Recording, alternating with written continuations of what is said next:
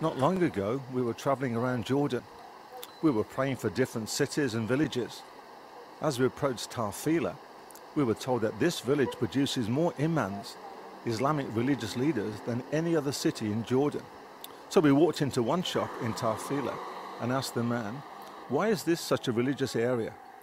And he said, "Yes, we take our religion very seriously." But I said, "Yes, but why is that?" He said, "We have always been closed to outsiders. It has only been the Jordanian tribes that live here in Tafila. So there is really no influence from other cultures, just the Islamic tribal culture. We have only had higher education for the last number of years, so our people have not had the opportunity to study as well." We walked a little farther down the street and visited a few young guys that were sitting around drinking coffee and chatting. They were about 16 or 17 years old. As we were sitting there, the Islamic call to prayer went off.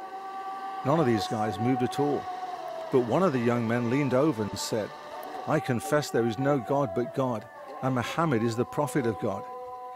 And then I turned to him and said, "Is there any church here in Tafila?" He kind of laughed at me, like of course there are no churches here. I pushed the issue and said, "What would happen if someone came and built a church here?" He said, "You cannot come and build a church here.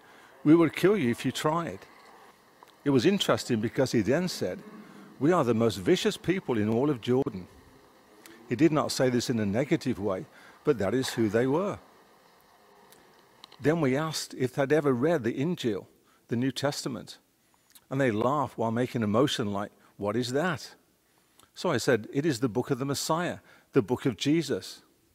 And they said, "No, no, no, of course not. We are Muslims. We are Islam." They went on to say, "We haven't even seen one. We've never seen an Injil."